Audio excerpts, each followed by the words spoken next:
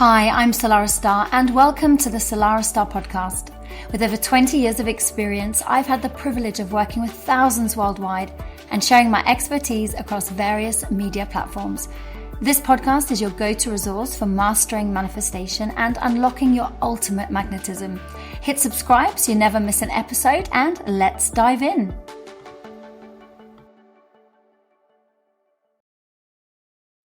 And a very warm welcome once again to the Salarah K Starre Podcast, where manifestation gets real, it gets very raw, sometimes messy, and above all, ridiculously magnetic. I'm Salarah, and today we are going to be diving into something that every conscious creator bumps into at some point, or at least multiple points along the manifestation journey.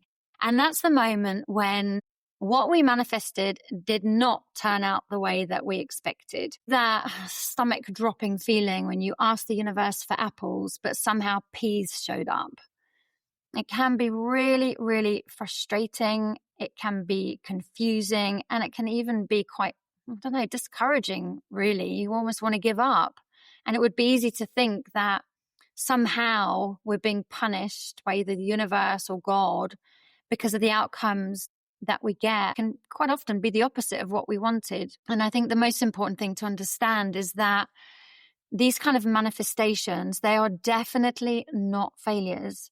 If we start to look at these occurrences as feedback of the energy that was injected into the process, we can come at it from more of an objective perspective. So we can approach the kind of diagnosis of the manifestation with more neutrality. I'm very, very excited to have this very special guest on here. And she was the one that inspired me to do an episode on manifestation diagnosis.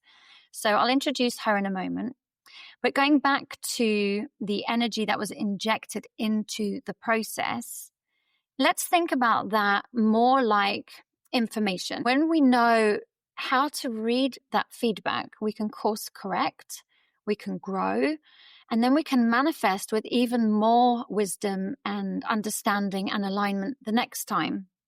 And that's where manifestation diagnosis comes in. So instead of blaming yourself, blaming someone else, blaming the universe, beating yourself up, we learn over time to approach our observations from that more objective perspective. So we approach our observations of the outcome from that objective perspective. We analyze what happened, where the energy shifted, where we shifted, and we can then look at how some of this hindsight can then be used as foresight going forward. So the next time, we're not just wishing differently and praying and hoping and fingers crossing, etc. We're creating completely differently.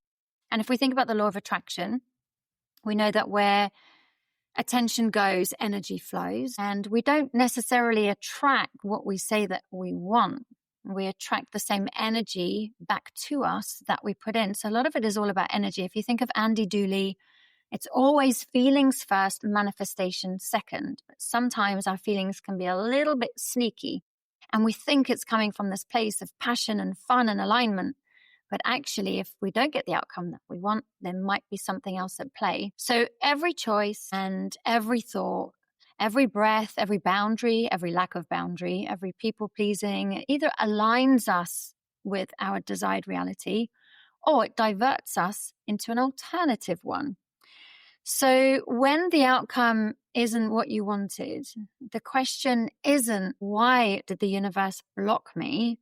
Or questions similar to that, but it's more about, okay, where did my energy, my focus, or my alignment shift along the way? And that's what we're going to be diagnosing today with the help of my beautiful guest. Just think of a diagnosis a bit like a good doctor. Let's just say diagnoses the root of an illness. And you go through like a process of inquiry to get to the root of that illness. We're going to do something similar. We're going to look at where our manifestation may have gotten diseased along the way. So where fear may have hijacked the flow, where panic may have replaced our feeling of fun and presence, or where some of our old patterns even creeped in. And those are the sneakiest ones.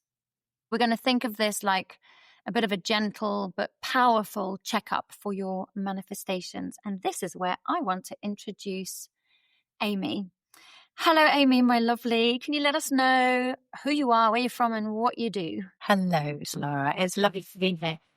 Yes, my name is Amy, as previously mentioned, and I run nature connection retreats in the Peak District. And I tell you what, I'm going to put Amy's web address in the show notes. Take a look. Seriously, it's something really different and so soulfully aligned and beautiful. So thank you, Amy, for bringing something so special to the world. Amy and I, we've been working with each other. We started like more professional connection, wasn't it? Where you joined a couple of my courses and I helped you out with one-to-one coaching, and you just meet those souls along the way that are just utter kindred spirits. And that's what Amy is. So I consider Amy as a really good friend.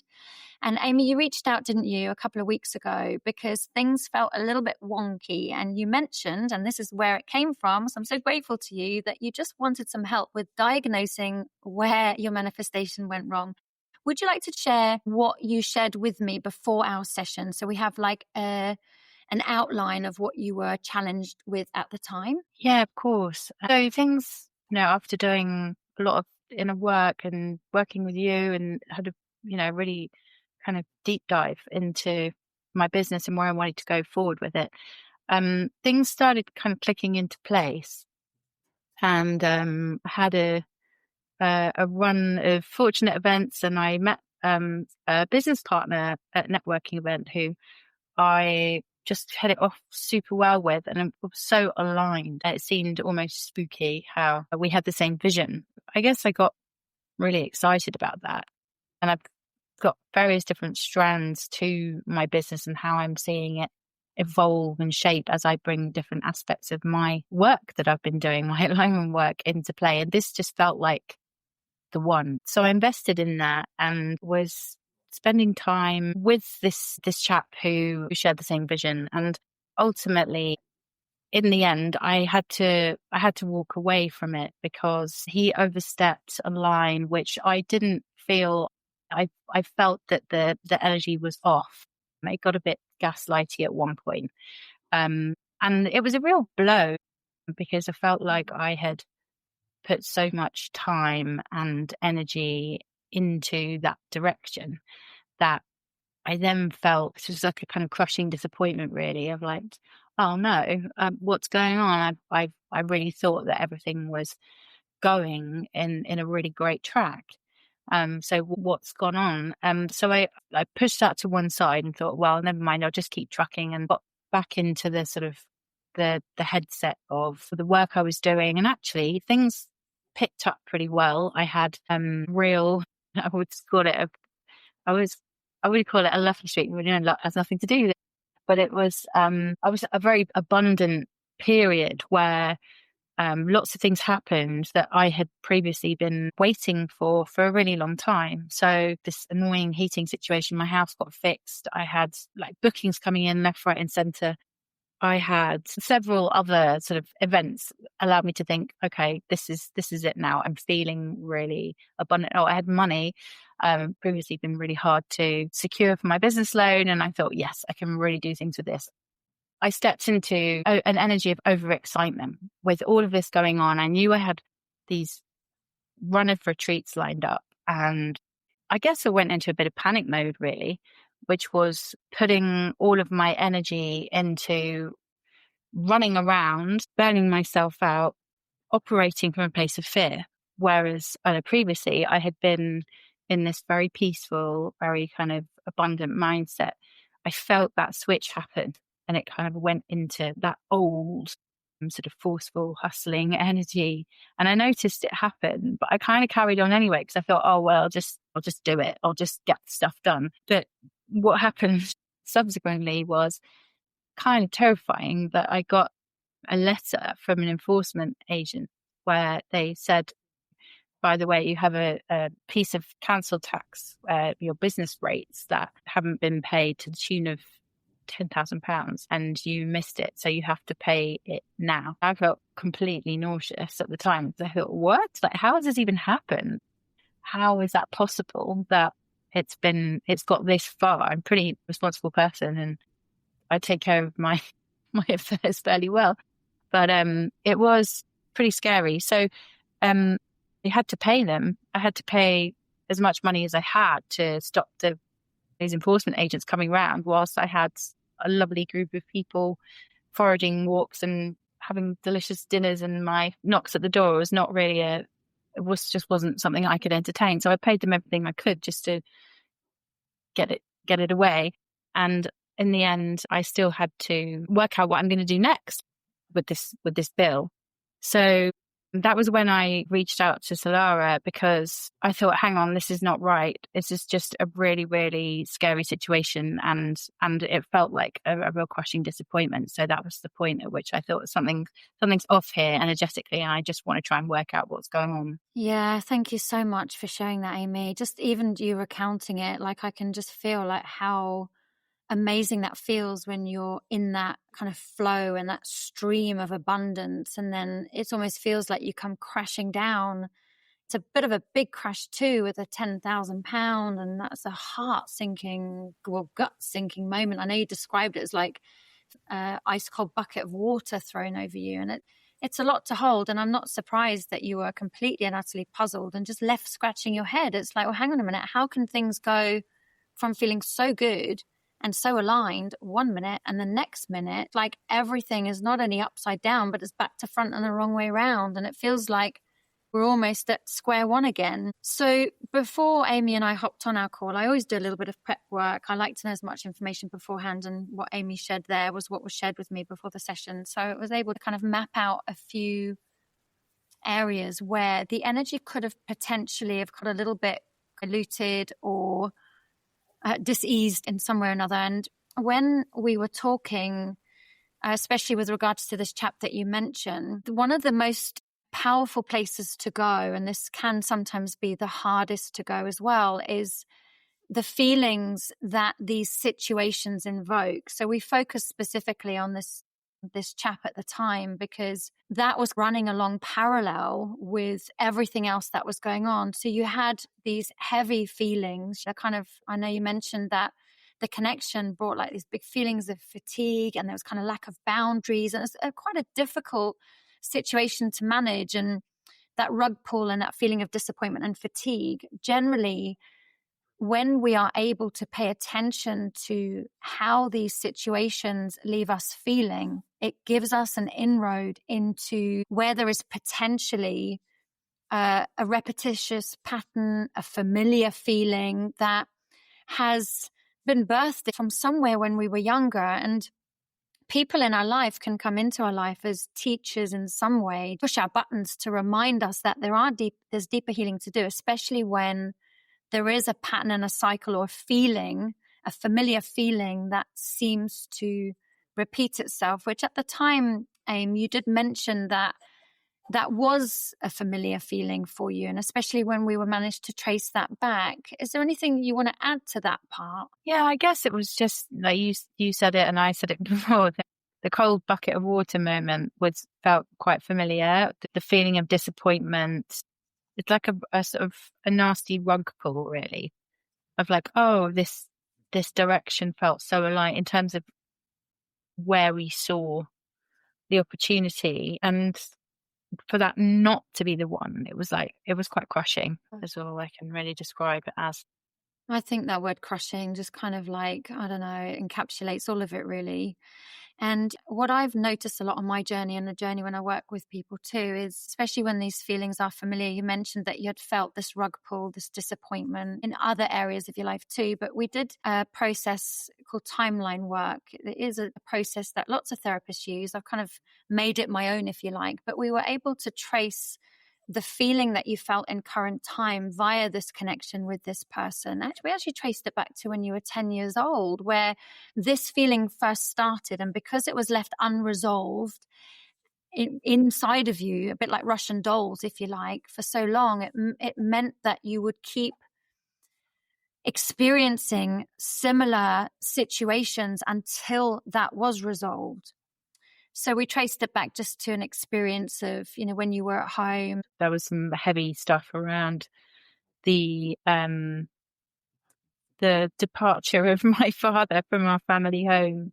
I probably don't need to go into the gory details of it, but there was definitely some sort of frustration tied up in that, I think, along with kind of stomach lurching sort of disappointment of thinking that things were going in one direction and then them not working out, and the sort of the confusion around that. Just like, oh, how has this happened? Like, and yeah, that's the best I can explain. Yeah, you've explained it really well. Like, I know you mentioned as well that you actually thought they were getting back together and they didn't. So that's what you say. Like, you thought things were going to go in one direction and then all of a sudden they don't. And we also then explored what kind of messages you received, because through events like this, we start to develop, I don't know if that's the right word, but limiting beliefs about ourselves. We start to create a lens in which we then view the world through. At that time, the messages that you received was, it's not safe to hope, and men cause pain, or I'm not worthy of him staying with me, and maybe it's because I'm not enough. And when we go through these very traumatic feelings when we're younger, we don't have anybody there to help us through. And quite often we don't. And it's not about blaming anyone. Our parents are dealing with the breakup themselves and doing everything they can to get through. But we're left with not understanding, not feeling safe, feeling unsettled, not knowing what is happening from one minute to the next. So a part of our inner safety mechanism is we have to find ways to adapt and protect ourselves so that when these things happen in the future, we don't get affected in the same way. So we start showing up in life more through the lens of trying to stop the worst from happening rather than creating something new and exciting. So the idea of sharing this with you listeners is to understand a lot of what we experience in our adult life are when we take time and we have the right set of circumstances, we can actually trace a lot of these painful experiences back to when we were younger.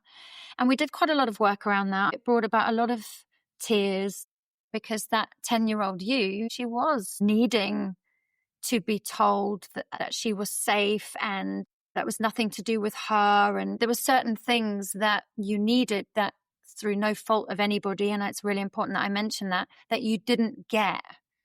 So when we learn to become the person we need most and go through a process that we can actually start to heal that layer of ourselves, how did you feel after that? Because I know you had that tightness in your chest and in your back of your throat. You had that kind of heavy stuck feeling at the end of that timeline process when we completed it fully. Yeah, and I think feeling is the operative word here, because I, on some level, have always known about that kind of that feeling of unsafety from your sort of parental nest, if you like, being dismantled is quite a big thing. But and that's always on a very conscious level. But the feeling aspect, I think, is the big part of it, because what you invited me to do was to sort of tune into my body and sort of experience that and be with it and be in it.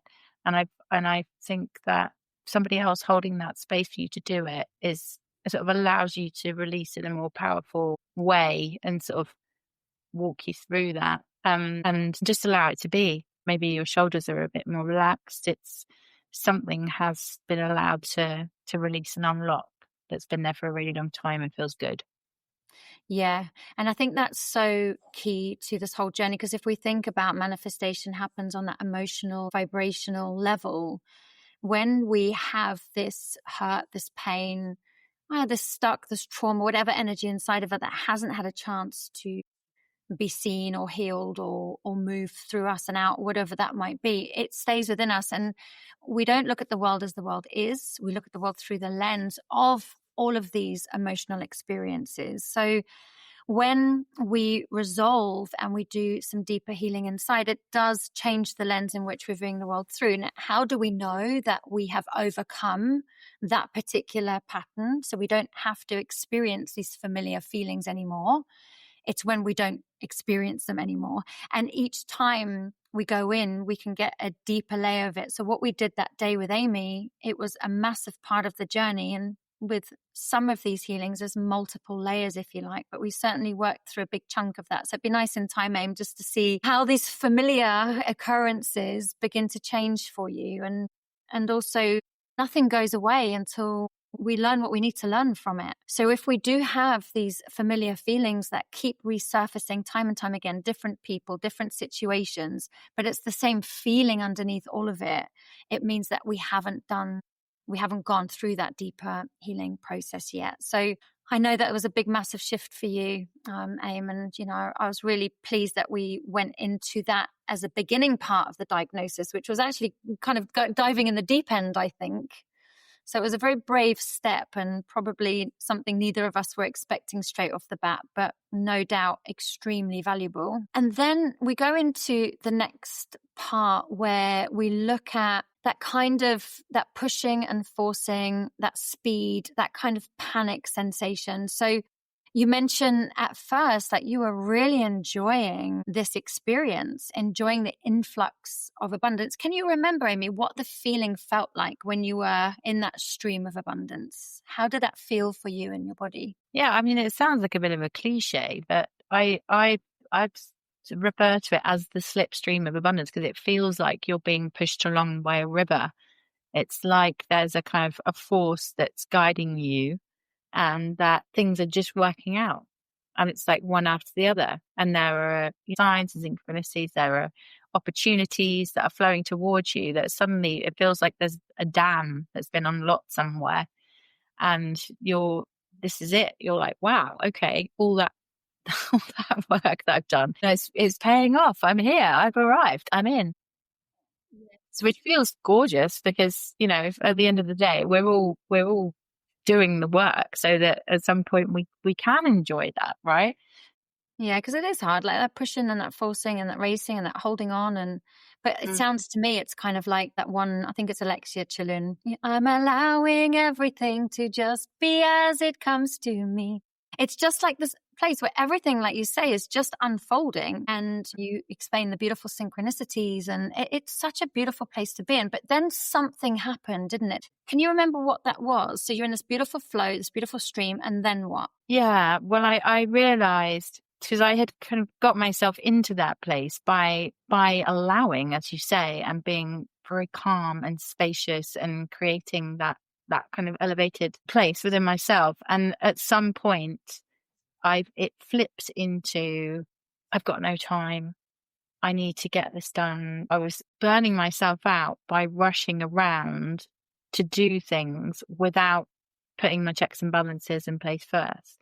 So I hadn't really I wasn't taking inspired action. I was just going at it and not in a particularly healthy way. So I think that was and I sort of realized that I was forcing myself, like staying up late at night, like absolutely buzzing around in the car and not making proper time for myself for the things that I know that I need. And I think my body was a bit like, what are you doing? Who's driving this car? Yeah. I like that because it's like you're in that lovely flow in that stream. I remember you mentioning that sit and listen to the birds and have the sun on your face. And there was spaciousness around it, which what we identified led you into that slipstream. And then something in your nervous system shifted. And like you say, you just started racing, I guess, like to hold on to the momentum, I guess, in some way.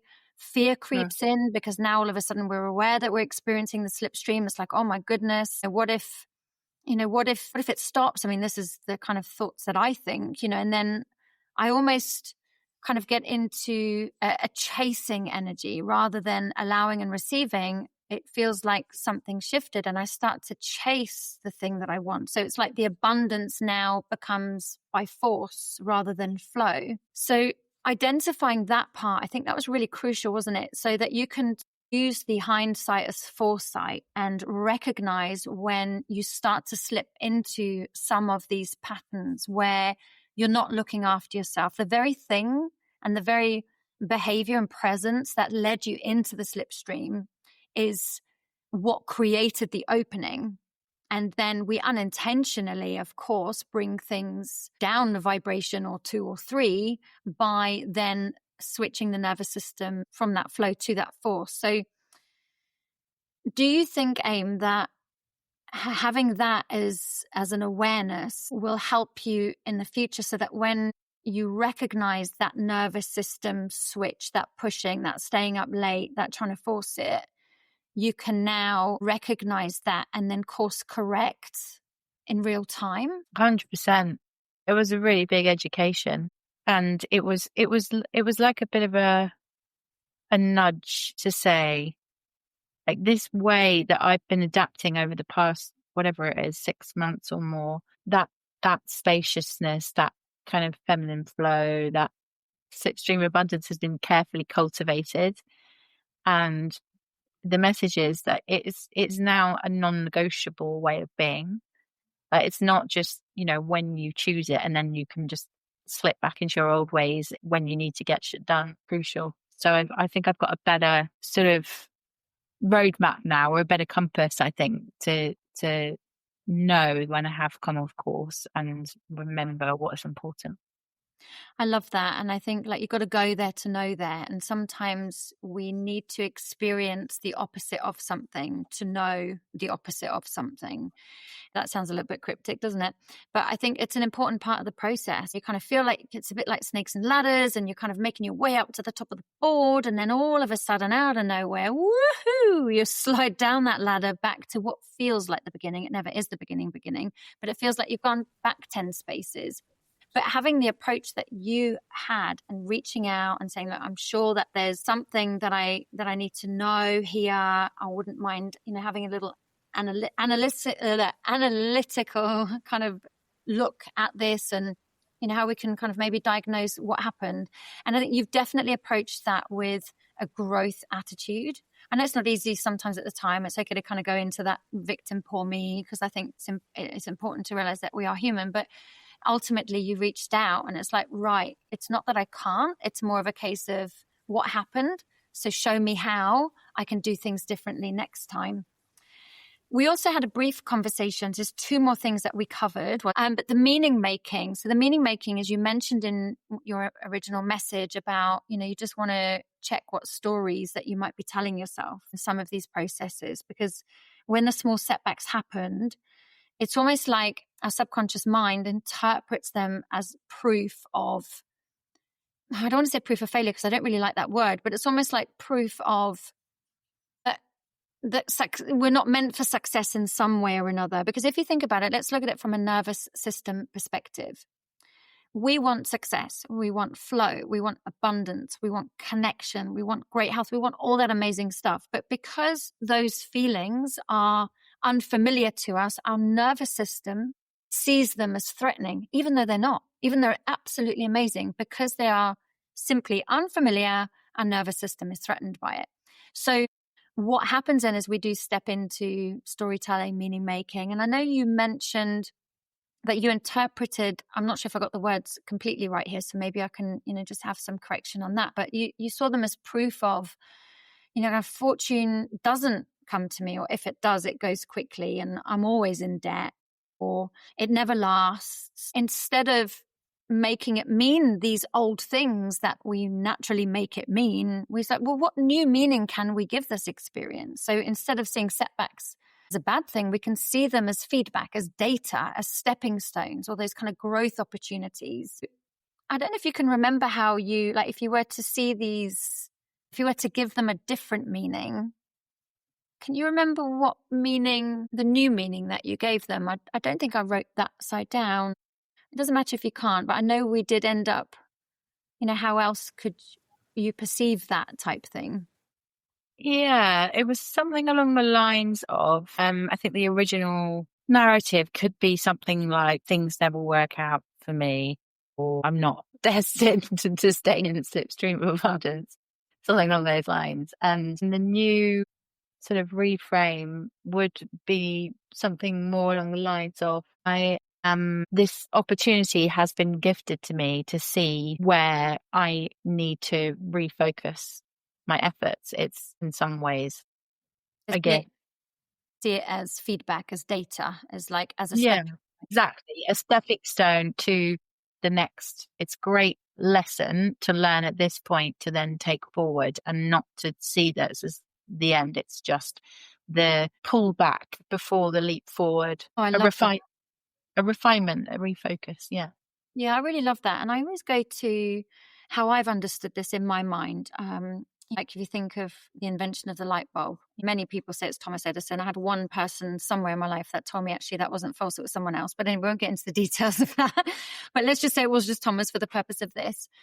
And, it took, I think it was like up to 2,000 attempts to get that light bulb to work. And each time he didn't get the result that he wanted, he took that as feedback that it wasn't the right direction, or there was something that he was missing, or, so he took it as data, if you like. He took it as those kind of growth opportunities till eventually that light bulb came on. And I think it's important where we can. It's not always easy because sometimes emotions can get the better of us and make what I'm just about to say a little bit trickier. But it's like viewing these things through that almost scientific, like experimental, objective observer, like, oh, okay, well, what happens when I do this? Okay, won't do that again. What happens when I do this? Okay, slightly better, but not quite what I'm looking for. I'm curious. Okay, well, let me try it this way. Boom. Imagine if we approached all of our creation, all of our life with that playful curiosity and not be so hell-bent on a specific outcome. And usually, of course, that is driven by fear. I understand that. But imagine if we didn't have that fear. I know that's a big reach for certain topics, but just play with the idea of that for now. Just imagine that just for one day, we just stepped into this playful mode, into this feedback, this data, this stepping stone, this growth opportunity mindset. And we just played and we just waited to see what would happen. I can't help but feel that it would be a much more enjoyable journey, and we'd probably get more favorable outcomes, probably a lot quicker, because we won't be getting so much in our own way. I don't know what your thoughts are on that, Aim. Absolutely. I always kind of adopted that mindset, I think, anyway, which is if it's a failure, it isn't finished. I think applying that to manifestations is actually probably the most relevant person time to do it, because everything is an opportunity to see something from a different perspective, isn't it? And to learn something. And Yes. in this particular instance, it was a very clear sort of a redirection. And you just got to keep going. It's an opportunity not to give up, but to double down. And the gift is that I knew that I could get myself into that slipstream because I've done it before. So I was like, well, I'm going to do it again. That I get knocked down, but I get up again. You're never going to bring me down. We need to turn this into like a musical podcast conversation. But I like that. It is a double down. It's not saying I can't. It's like, show me how. And it is having that mindset really does help when we look at all of these through that lens. Not easy, especially when you get your 10,000 bill through that you weren't expecting. So you've got to be real about this too, not which I know you are, but just for all the listeners out there, this is definitely not about being happy, clappy Pollyanna. It is about having feelings and honoring them, but also using the powerful gift that we have of mindset. And we can make things mean all sorts of different things. And we can look at these as the opportunity and the double down, as Amy says, which I love. And finally, well, not finally, there was a couple of other things, but I think we'll save them for another episode, because I want to kind of end on the values alignment check. This is something that is so important on our journey. It wasn't until quite later on in my journey that I even knew what values were, let alone check I was in alignment with them. So when we check that we're in alignment, when we know what our values are, first of all, and then we check as regularly as possible that we are in alignment with them, we generally stay on track in most of our life. We generally make sure by living by our values that we are always being honest and in integrity and being authentic, not just with ourselves, but every interaction that we have. So I couldn't help but feel that there may have been, and this is from my own experience, having gone through it myself, that I was able to potentially feel that it may have played a part as well. But when we checked in the values, and we covered a lot of that in the Magnetic Leader course, Amy, didn't we? I have done a podcast on that before. I can't remember what episode it is, which is completely unhelpful. So have fun hunting that one, my lovely listeners. But you can I asked you, what are your top 3 values in your business? And we had quite a long conversation around that, didn't we? Can you just share what we landed on? I've got a couple written down, but I'm hoping I wrote the right ones down. Would you like me to share them and just see if those were the ones? Yeah, go ahead. You go for it. Okay. So it was very interesting revisiting that. I'm a big fan of values work. It's something that I've done a lot of in my brand building career, and the importance of them. I hadn't really considered that would have been a major part of my diagnosis, my manifestations going wonky. But now I reflect back, that's obviously a huge factor, because at the root of it all is alignment, right? So I clearly was not in that center. So I had to, in this process, revisit my top 3 values. And I think my sort of number 1 value is sovereignty, which otherwise known as being true to yourself. Yeah.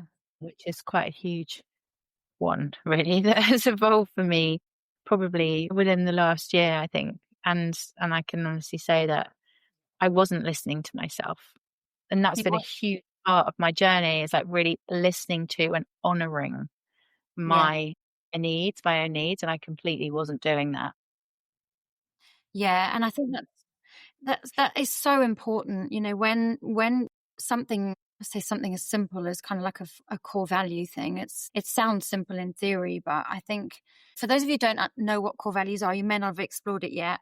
Let me just share with you a little bit about what they are. They can mean a whole load of things, but in a nutshell, I believe that they're kind of an inner compass that means something. They're meaningful to you, that guide your decisions, they guide your behaviors, they guide your boundaries. So they kind of shape the kind of human that you are, not just in those seen moments either, but in the unseen ones too. It's that true kind of congruency with self. So when you do live in alignment with your values, you feel at peace, clarity, everything. That slipstream of abundance that Amy mentioned is it's much easier access to that, and the flow feels a lot more meaningful. But when we compromise them, we're naturally going to feel tension or misalignment or resentment or something like that. So just in the interest of time, Aim, I think what you've shared there is really helpful, because you're able to identify where you weren't being true to yourself. And that was quite an eye-opener for you.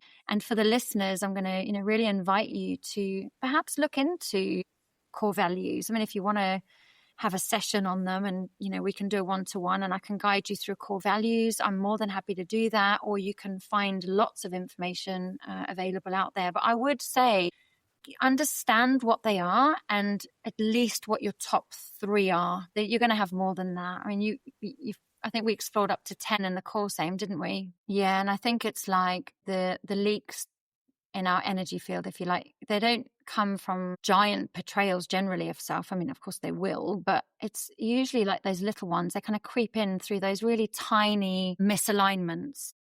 Like you say, like working late when your body says it wants to rest, or pushing and forcing through fear, which overrides the trust and sends you out of that kind of aligned feeling of spaciousness and flow. It's having the ability, or I guess, to spot the leak so that you can seal it. And that really does change everything. So I just want to say, thank you so much for coming on today. Like, what you've shared is really helpful, and no doubt the listeners will find it super helpful too, because I think it's really nice just somebody else with different experiences, experiencing different feelings, and somebody out there will have experienced something similar, or we've opened the door and like an invitation to explore something else, especially if manifestations do feel that they are diseased. So just as we're closing, a really heartfelt thank you, Aim, for taking your personal time to share. It just means so much. And I know that the listeners would have got something out of that today. So I invite you to go through your own manifestation diagnosis based on what we've said today. You can maybe look at a recent outcome that didn't go the way that you wanted. Maybe allow yourself just to go through that feeling of annoyance and frustration. But once you get through that, you can walk yourself through, where did my energy shift? How did my nervous system respond or change? What stories did I tell myself? What meanings did I give the setbacks? Where was I in or out of alignment with my values? And when you do this, you will notice a shift. And then, there's hindsight, which is a great learning opportunity. It can turn into foresight. So moving forward, like we've said through the show, you can course correct. I'm very excited to say that I have recently, I'm not sure if I've mentioned this to you, Aim, but I've written a little ebook. It's called Your Energetic Reset. And it speaks a lot to some of the stuff that we've been talking about today. There's some also new bits and bobs in there. So if you like having a cup of tea and a biscuit and you fancy downloading a short ebook, I'm sure there'll be something in there. It's like a free resource for you. You can download it at salarahstarre.com. I'll also put the link in the show notes. And I've collected powerful ways that you can clear your field and realign before your next manifestation wave, or perhaps not even before that, just to make sure that it keeps you on track if you're already in that space of flow. So if this episode has sparked something in you, it would mean the absolute world to me if you left a review. Not only does it help the podcast reach more people across the world, but it's also such a beautiful way of exchanging energy. This work, it does take time. I love it. It does take time though, and I love to create, and knowing that it's landing with you keeps me inspired to keep sharing as well.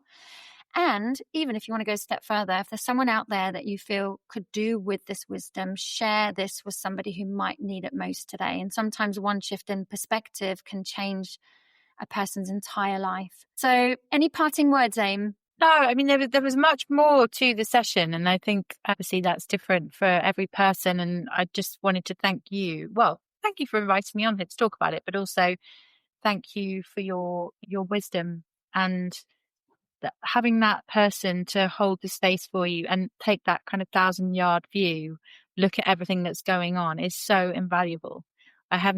It's really hard to see when you're in it, and just having that mirror and reflect, I'm very grateful to you. So thanks. Bless you. Nice. It's always a pleasure and an honor. And look, it's inspired this. So your reaching out has now reached further across the globe. So thank you to you too, my love. And until next time, where I'll be back again the same time next week, keep diagnosing. If you have any questions or you want to reach out, maybe just book a one-off session to help with your manifestation diagnosis. Just keep, as much as you can, having fun along the way. Fun is by far one of the best and most powerful frequencies for alignment. So lovely to be with you, and I will be back with you same time next week. Take care. Bye for now. Thanks again, Aim. Thank you. See you soon. Thank you for tuning in to the Salarah Starre Podcast. If you enjoyed this episode, make sure that you hit subscribe so that you never miss out. And you can stay connected with me on Instagram at Salarah Starre. And for even more inspiration and explore my courses and coaching at salarahstarre.com. You deserve to live a deeply connected and fulfilling life. And it's only you that can make it happen.